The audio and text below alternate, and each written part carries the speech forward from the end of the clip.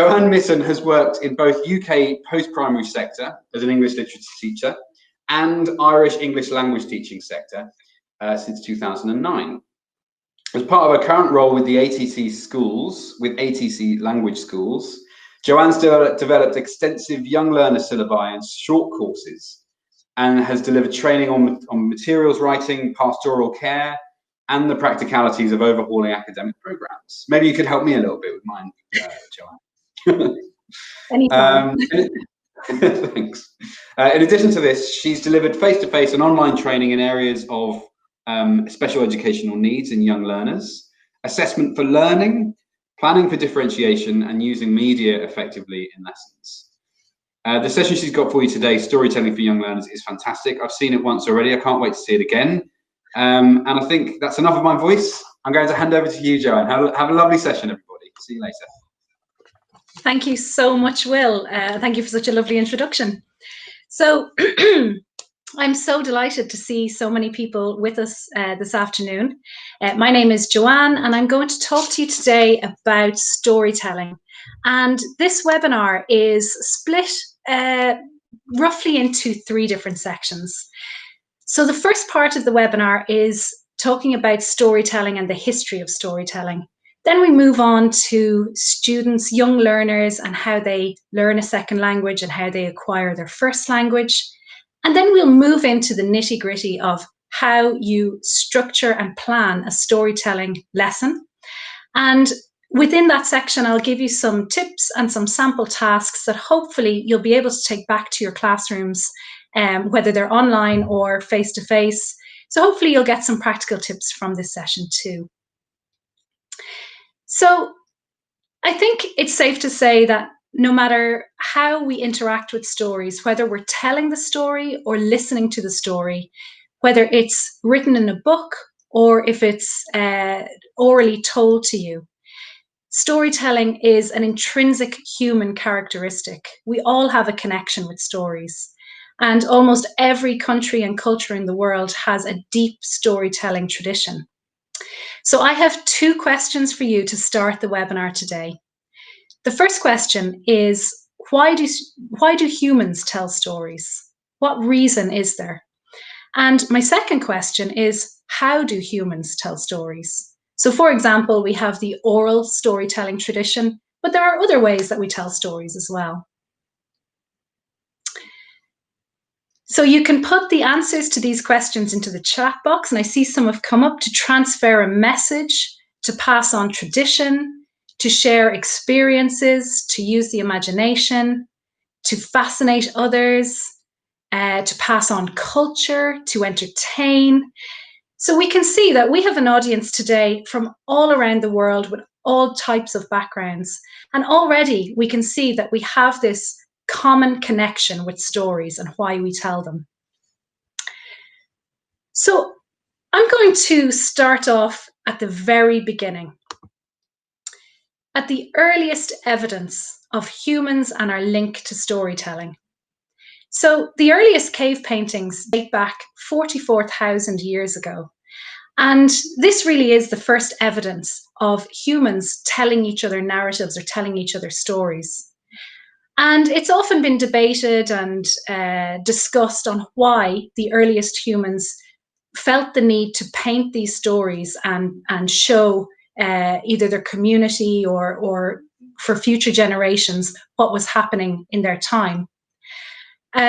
Some people believed that it was to record a monumental event, like a really successful hunt. Some people believed that it was to pass down tradition and to pass down skill. Most recently, cave paintings have been found in areas where only the artist would have known they were. So they were hidden away, and it was as if the artist was doing this cave painting either for themselves or for a higher spiritual or ritualistic reason. But I think we can agree that no matter who the stories were for or what they were for, they're evidence that this need to tell a story or a need to communicate our lives to others is built into us as humans.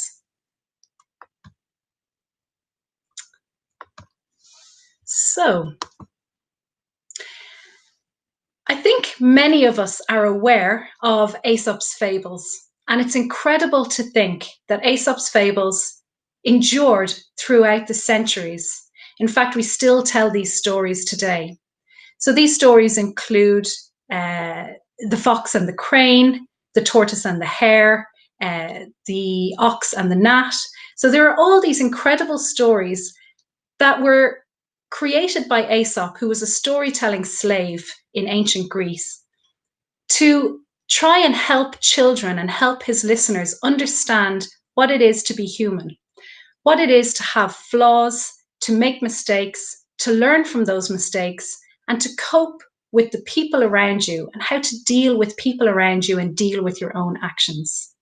And it really is incredible to think that we still use these fables today in storybooks and in cartoons to help our students understand the world around them. So morals is definitely something that's really interwoven into the storytelling tradition. In most countries and cultures around the world, folklore, history, and heritage has been passed down, usually through the oral tradition of storytelling, by elders or official storytellers around campfires. So stories are this way of keeping our heritage and our culture alive. And I'm sure you know from your own cultures that there is a real deep tradition of storytelling. And I'd like to tell you a little bit about where I come from, which is Ireland. And we also have a deep connection to stories. We have storytellers called the Shanachie. And the Shanachie is translated as bearer of old lore. So to go back further, before the Shanachie, we had bards in Celtic society. And bards were the storytellers for kings and for high society. And these bards had many stories and myths and songs and legends that they were able to tell at the drop of a hat. They were able to just entertain people whenever they were asked. And interweaved into these stories was tradition, folklore, history, and really important events. So they were known as the historians of their time. In the 1600s, when the bard tradition kind of left Ireland and petered out, this was taken over by the Shanachie. And the Shanachie would travel from town to town, telling stories and passing history down from generation to generation and making sure that the culture stayed alive. And they were also known sometimes as the Google of their, not back then, but now we would call them the Google of their time, because they had such a wealth of information, and they were also seen as local historians. And of course, we tell and listen to stories for entertainment. This is a huge reason why we have stories in our culture. But often within that entertainment is a social commentary or a message about the society around us. And we find that in the novel, this tends to be, very, very common. And a really good example of this is Charles Dickens. He was so interested in political and social commentary that he included it in his stories, such as A Christmas Carol. So A Christmas Carol touches on subjects such as wealth and poverty, how to change yourself as a person, trying to convey that no matter how bad we were in our previous lives, we have the ability to change and do good for society. The fact that too much wealth in the hands of a few is no good for our society as a whole, and that ultimately extreme wealth will not make you happy unless you are helping the people around you. And we've seen throughout history that these novels that have a social commentary or a keen eye on social shift and social change actually did impact public opinion around them and had an impact on the society.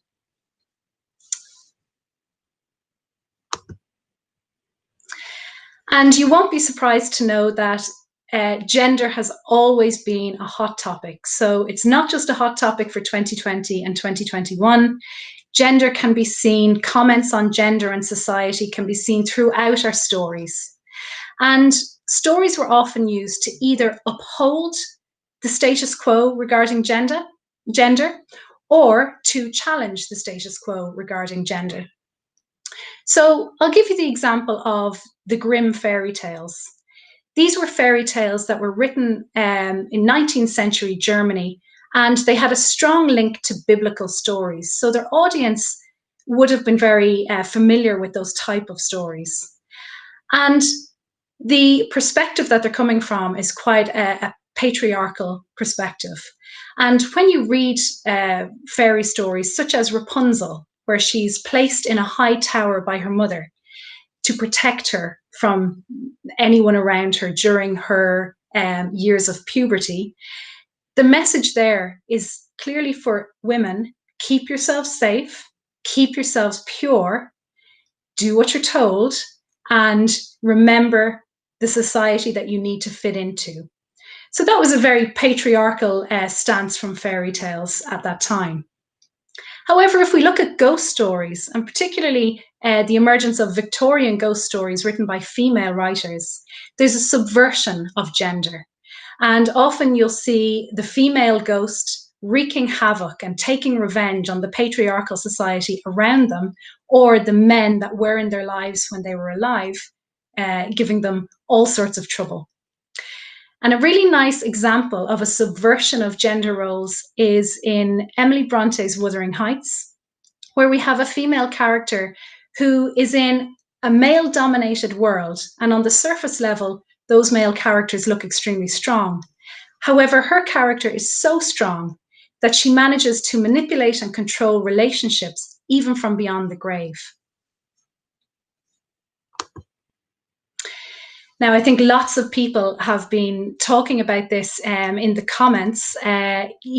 Passing down skill and passing down survival techniques is a huge part of storytelling.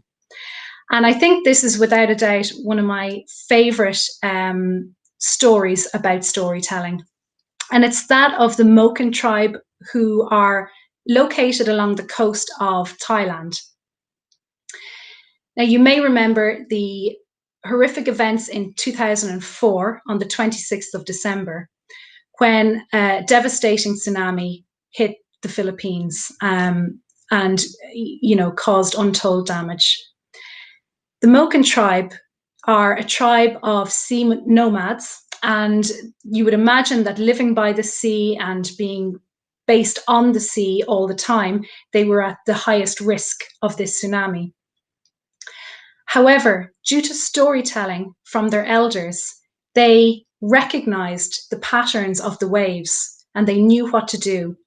So the members of the community who were on land noticed that the waves were pulling out a little too far and that the waves seemed erratic. And they recognized this description of the waves from stories passed down from their elders, stories of the 7 rolling waves, the final wave being a huge cleansing wave. So they knew, they hadn't read about tsunamis and they hadn't experienced a tsunami, but they knew from that story that they had to get to higher ground. And members of the community who were in the water recognized that the currents were swirling around them. And they recognized that this was not normal, and it was also part of this story of the 7 rolling waves. So they swam further out into deeper water. And because of this, no member of the tribe, of the Macmillan tribe, lost their life due to this tsunami. And I think it's an incredible story of how storytelling, even in our modern world, is such a vital skill and a vital art to have. So we've talked about messages, messages that were conveyed over time, ritualistic, historical, folklore, messages about gender and society. But I want to ask you a question. What kind of messages are conveyed to children through our modern stories? So, for example, there's a fantastic movie called Inside Out. And this tells our students, that emotions are a normal thing, and it teaches them how to deal with emotions. So I see here you've answered morals, kindness, friendship, how to be safe in a virtual world, being a good person, never give up. Yeah, fantastic. Reinforcement, having humanity, having compassion, empathy, values. Don't trust everyone. That's a really good one. Perseverance. Great. So, you know, there is this idea that our storytelling is dying away, and there is always a risk that storytelling is under pressure and could become something of the past. However, it's really good to know that there are these amazing movies and books and cartoons, really well written for our young learners and for our teenagers, that keep this idea of the story alive. So, you know, it's something to remember. Don't despair. We still have this storytelling tradition today. Now, you might ask yourself, why use stories in language learning? Now, at this point, I'd like to talk about my opinion on educating the whole child. I have a really, you know, a really strong opinion on the fact that you're not just teaching the child the grammar structure or the vocabulary of the language and helping them say a few sentences in that language. What you're doing with the student is you're broadening their horizons. And educating the whole child means giving them an insight into the world around them, helping them recognize their own feelings, helping them interact with other people and have empathy for other people. And what better springboard to do these things in class than to use stories, because they're the perfect platform for this type of learning. And yeah, I see some comments there. It gets them interested in the lesson. It helps them the ability to develop spoken language and engage in thinking skills. That's absolutely correct. There is so much potential when you bring a story into your lesson. So let's keep going and have a look. So now I want to take you back to the beginning of your teacher training. So your teacher training might have been 10 years ago, it might have been 1 year ago, it might have been 20 years ago. But let's have a look at the thoughts from some educational psychologists. So we have Piaget and Vygotsky, and they both have different ideas on how children learn. Piaget, for example, was a great believer in the individual and that learning comes from within the self, and that there are very definite stages of learning and that most students go through these stages and the stages rarely fluctuate. Vygotsky was very interested in the idea of social constructivism. So the idea that children learn from the community around them, and they learn from each other, from interaction, and they learn from group work and discovery. He also came up with the phrase zone of proximal development, which is this idea that the student starts from an area of not knowing, and to get to the area of independent understanding, we have this zone in the middle that needs scaffolding, teacher guidance, and a little bit more structure to help the students get from one point to the other point, which is complete understanding. But what these two psychologists have in common is that they both believe in discovery, that students need play and discovery to help them learn, but also that they play an active role in their own learning, and they play an active role in how they organize the knowledge that they face, that they encounter in class. So I think the two quotes here go nicely together. We have Piaget, the goal of education is not to increase the amount of knowledge, but to create the possibilities for a child to invent and discover, to create men and women who are capable of doing new things. And then we put that alongside Vygotsky. What a child can do in cooperation today, he can do alone tomorrow. And I want you to keep those in mind when we're looking at our tasks and we're looking at how we scaffold around storytelling lessons. But what really, for me, sums up the reason why stories are so important is this quote from Brunner. "We are storytelling creatures, and as children, we acquire language to tell those stories that we have inside us." So I think it's very clear from everyone who's been commenting today so far that we all have this connection to stories. And in fact, the real reason we speak and communicate at all is to tell stories or to tell our own narrative, and that intrinsic human need to communicate with other people. So let's have a look at how we acquire our first language.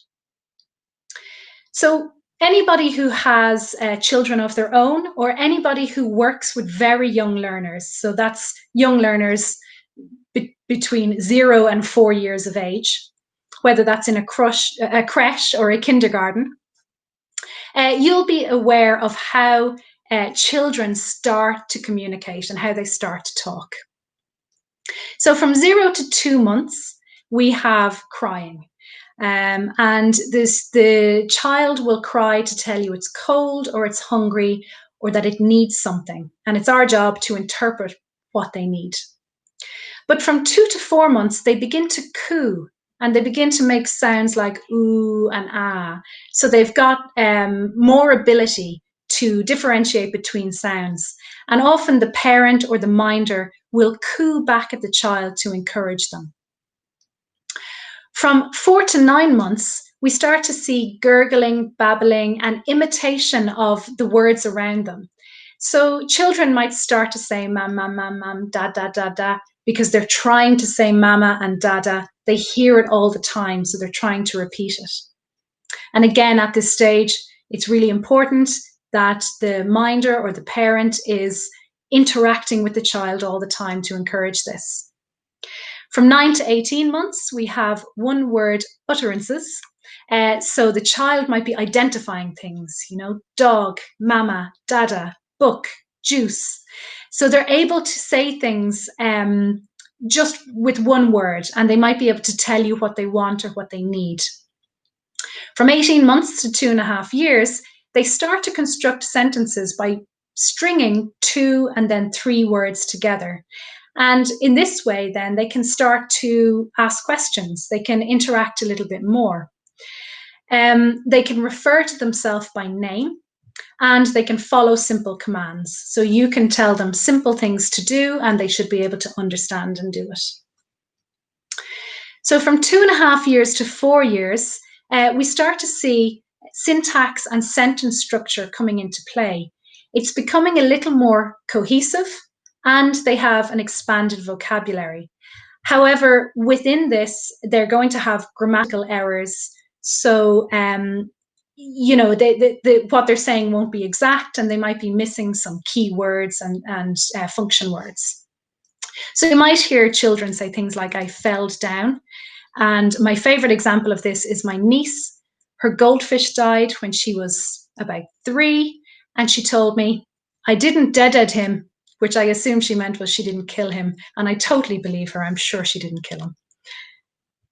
So what do we do to encourage this first language acquisition in our children? Well, constant communication and interaction is really important.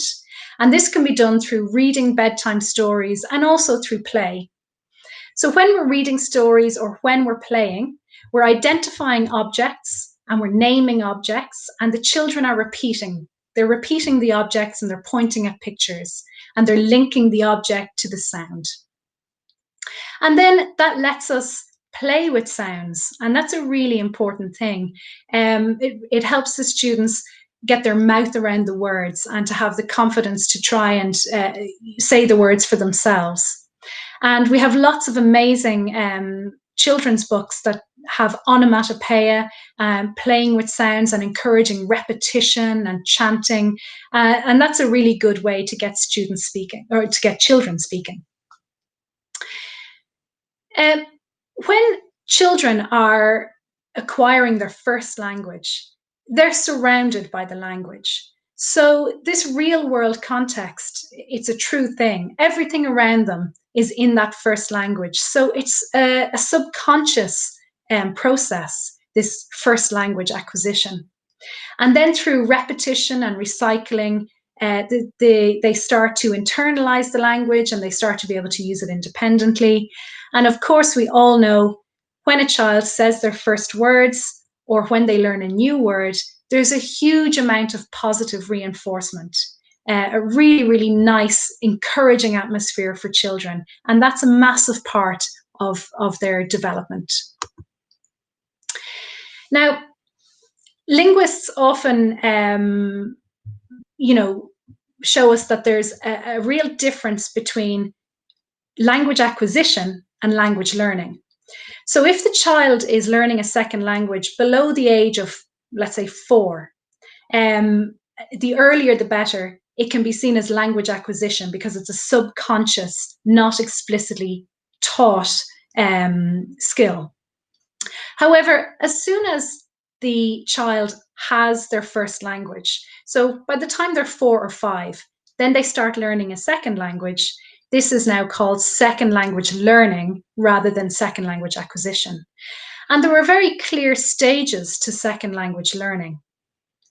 But if we put second language learning stages next to first language acquisition stages, we can actually see some links. So we have the silent or receptive stage where the student can't say anything, but they're taking everything in. Then we have early production where they can say words and very short sentences. Then speech emergence and production where they're able to speak a little bit more independently.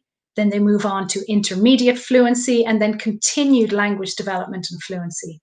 So you can map across some similarities there. So it's no surprise then that what works in our young learner classroom is very similar to what works with our babies and our toddlers when we're teaching them how to speak or when we're helping them with their language acquisition. Constant communication is so important in the classroom, and that's for young learners, teenagers, adults. If you want them speaking, you need to encourage that constant interaction and communication. Identifying objects, reading stories, and then within those stories, linking pictures to words, playing with the sounds, acting the stories out, giving real-world context for language, which is quite difficult because, as we know, the school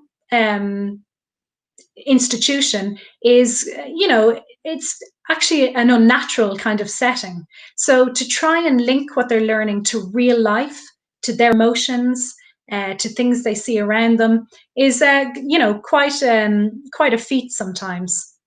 So that's why it's important to make cross-curricular links. So helping the children understand, okay, we're learning about this in this class, but let's look at the maths and the science behind it. And actually, I'll go into that in more detail later on in this session. So why use these stories in your language classroom? Well, stories are the perfect gateway to all those things we just spoke about. Setting context, generating interest, engaging your learners and encouraging participation, especially if you have a story that involves chanting or repetition or onomatopoeia or any sort of fun involvement that you can get your young learners into. Really importantly, and I see lots of comments here. It's so great to see your comments coming in, and I'm really glad you agree that things like imagination are incredibly important for the young learner classroom. In developing the imagination of the students, you are then getting them ready to start thinking analytically, to get them to start thinking critically, to get them then creating their own, either their own stories or developing their own opinions. It all starts with imagination. And stories are a fantastic way to lead our students into play and lead them into creativity and projects. And as soon as they're playing or creating or working on a project independently, then that's leading to a freer and more natural use of the language. So again, we're looking at this educating the whole child, And we're not just looking at the grammar and the vocabulary and the very strict structures of language. We're trying to create a world or a simulation, almost like the first language acquisition, where the students feel more immersed in that language. Stories bridge a gap between oral and written communication, and they help express cause and effect. So as your students move up the levels, or they start to improve in their language production, stories give them the springboard to be able to talk about feelings and motivation and how to interact with friends. So it's just, I mean, the possibilities are endless. So it's just such a really nice resource to use. So this is one of the most important things to remember. If you're planning a storytelling lesson, you need to make sure that you choose your story wisely. If you choose the wrong story, that could be the downfall of the entire lesson. So I would say the first 3 points here are the most important things you need to think about. Is it age appropriate? Is it level appropriate? And will it interest your students? If it's too difficult or beyond their age level, they have no access to the story. They won't be able to comprehend it. And if it's not very interesting, you're really going to struggle to get their attention. So these are the top 3 tips I would give you for choosing your story. But then what you need to do is think about, is the story meaty enough, or does it have enough information for post-story activities? Because what happens post-story is some of the most important things that happen in the classroom. That's when they're starting to use all their 21st century skills. They're learning about how to interact and communicate, and how to be leaders, and how to use their initiative. And is it cross-curricular? So is your story about another culture? Does it involve something got to do with science or nature? This will really help you develop your post-task activities. Now, I see some people asking questions about, well, how do I help them with the language of the story? So that is good timing, because we are going to look at scaffolding and guidance. And this is all about how you build your lesson. It's so important that you have pre-story tasks and post-story tasks so that the students are getting the most out of the language in the story. If you just present your students with a story and they're a low language level, they might not be able to access it and they might not get much from it. So the scaffolding that we talked about earlier is a huge part of this. Your pre-story tasks will set the context, and pre-teaching, it will help you pre-teach the vocabulary. During the story, the delivery of the story is really important. So you need to think about your voice, your gestures. Is there any repetition and chanting that you can get the students involved in, because that will really engage them? And on second reading of the story, are you going to get them to do a gap fill or some matching or some sequencing? And then the post-story tasks, as I was saying, this is really where the creativity can happen, and where students can use their analytical skills, and then they can get involved in group work and project work based on what they've just read. So let's look at this in more detail. Our pre-story tasks for young learners, these are some examples of what you can do. You can engage them with pictures and the title of the story. And you can say to them, what do you think the story is about? And as they tell you, they might only give you one-word answers, but as they tell you those answers, collect them on your board or on your screen, whichever way you're teaching your students. And that's where you're gathering the knowledge that they already have, and maybe you're adding some vocabulary to that as well. You're also setting the context. Who is this story about? So they're looking at pictures and they're looking at the title of the story. For example, if it's The Fox and the Hare, who is this story about?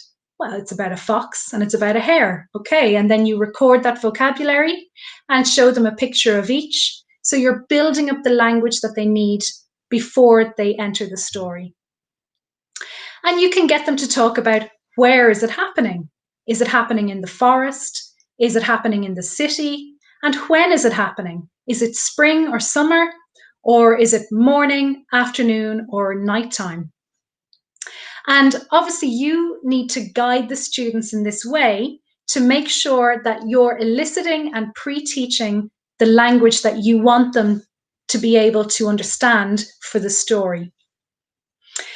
And a really nice way to get them engaged in the story is repetition of vocabulary through chanting, singing, identifying, I Spy, and other games. So before they even hear the story, they're getting all excited, and maybe they've learned the chant from the story or the line that they're going to repeat, and they're going to be, really eating out of the palm of your hands by the time you're ready to tell the story. Now, what I want to show you on screen here are some examples from Story Central Plus. And these examples are from book 1. So this would be used with your elementary students who are just beginning their language learning. And as you can see, there are some really bright matching exercises. There's exercises where they can act out what they see in the pictures, lots of labeling and listening exercises. And this is all to prepare them before they see the story of Chen's Magic Pen. And we actually saw that. I'm going to go back one slide. This is an example. Chen's Magic Pen here is an example of a story that Story Central Plus has already chosen for you. And so choosing a story can be really difficult, but they've actually done a lot of the hard work for you, and they've built the tasks around that.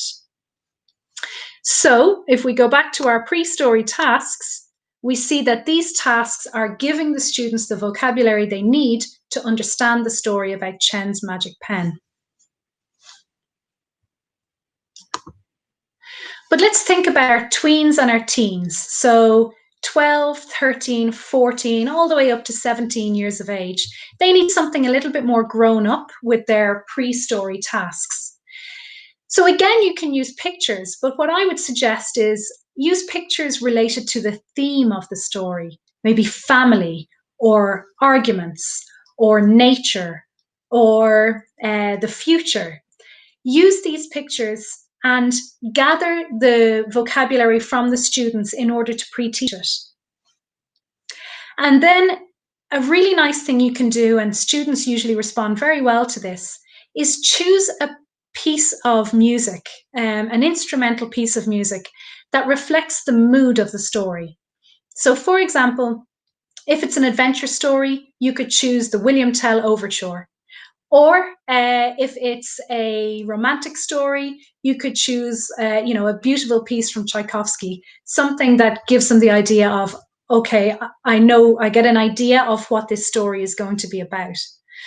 And then you can gather their feedback again and use the language that they're giving you, along with some words that you're helping them with, that you provide, to build up the vocabulary of the story. And then they're ready to hear the story. So this is where you need to throw all your inhibitions out the window. If you're teaching younger learners, you need to become a performer.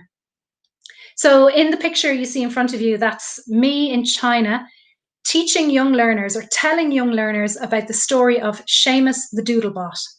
Don't ask. But in order to tell this story, I had to really use my space and use the rhythm of the story and decide on the energy of the story, because your students will match that energy. Your students will either, get really excited if you're really excited, or feel very soothed and calm if you're telling it in a soothing way. And it's really important to prep yourself for this storytelling. So read the story to yourself first before you go into your class. Use puppets and toys. Voices are very important to depict different characters. Use actions, gestures, move your body around so that they know what's happening.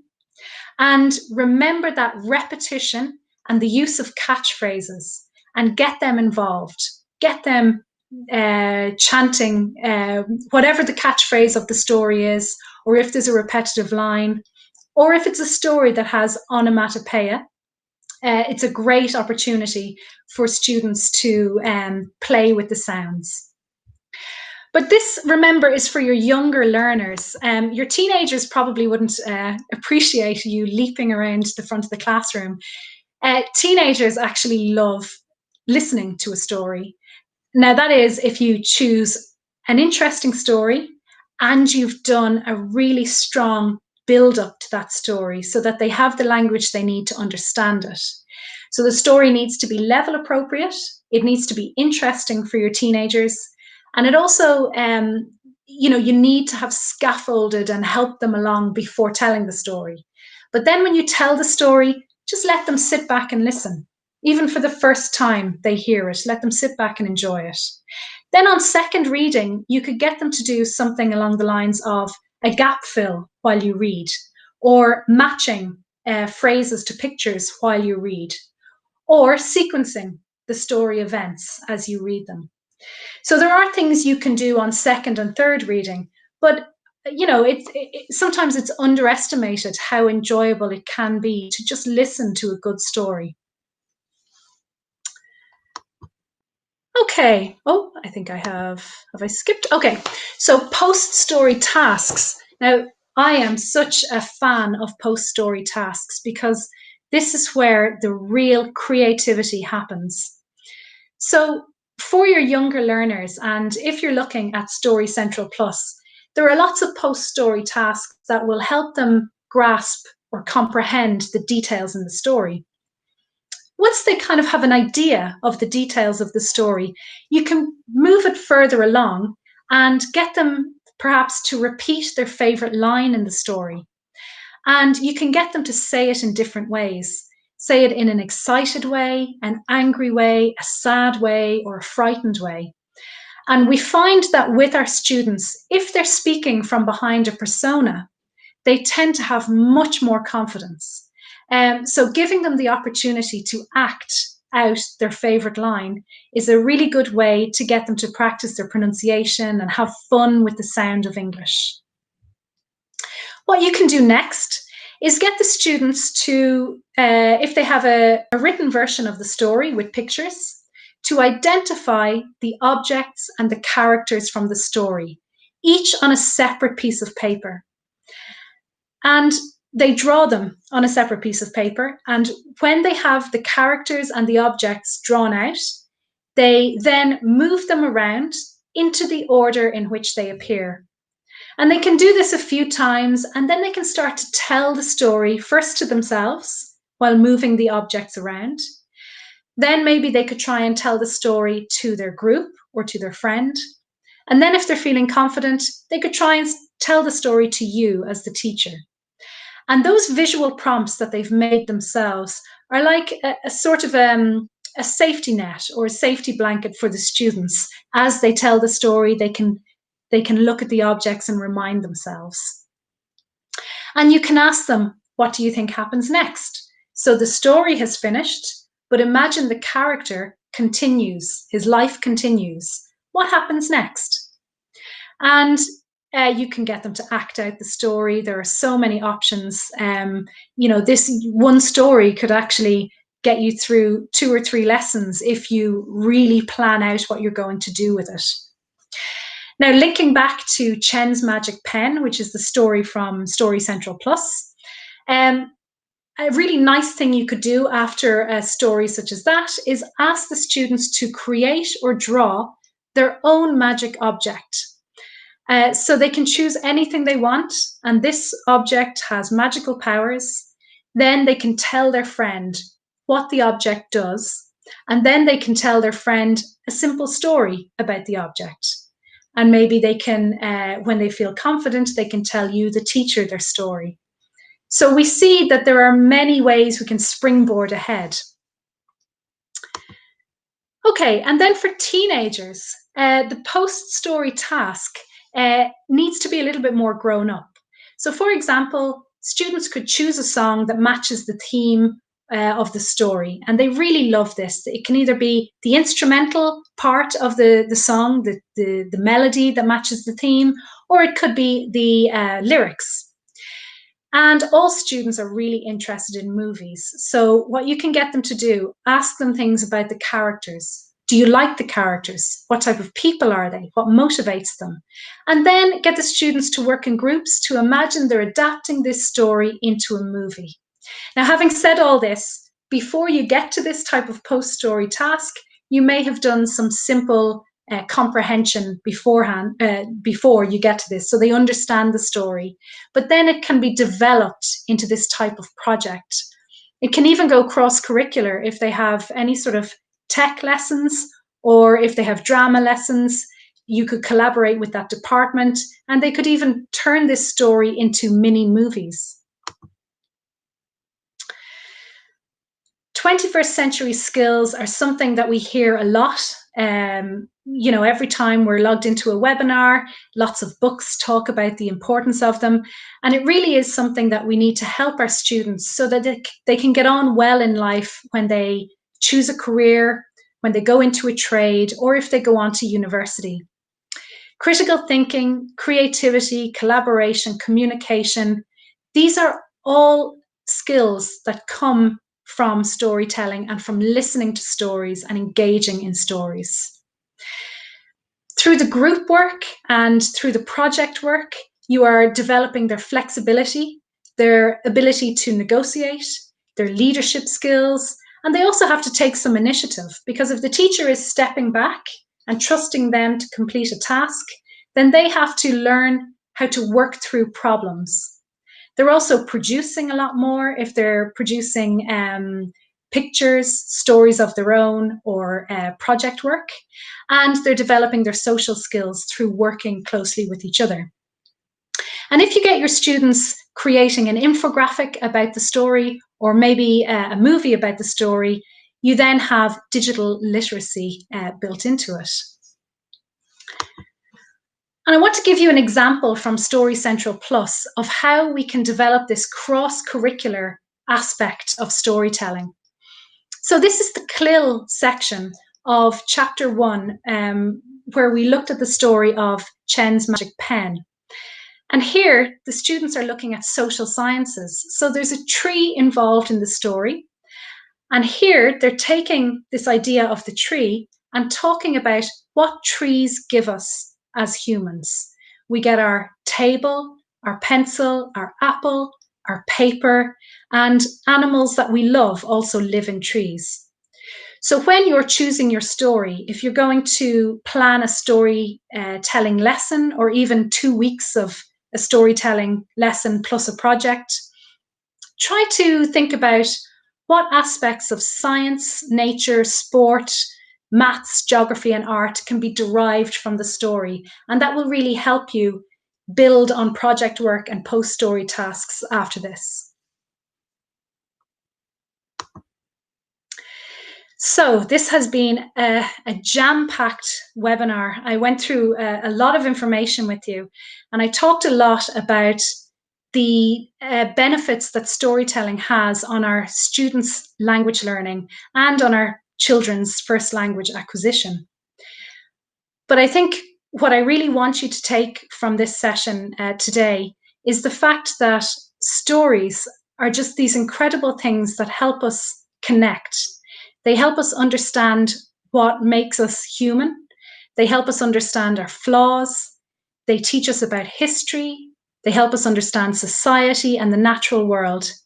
And I have to say, what better reason than these to bring stories into the classroom and into the lives of your students. So let's keep storytelling alive. And thank you very much. We have come to the last slide of the webinar. So thank you so much for all your comments. It's been wonderful seeing all your comments at the side. This is a reading list, a list of references and a reading list. If you're interested in storytelling, if you're interested in any of the online resources, it's all there for you. So thank you.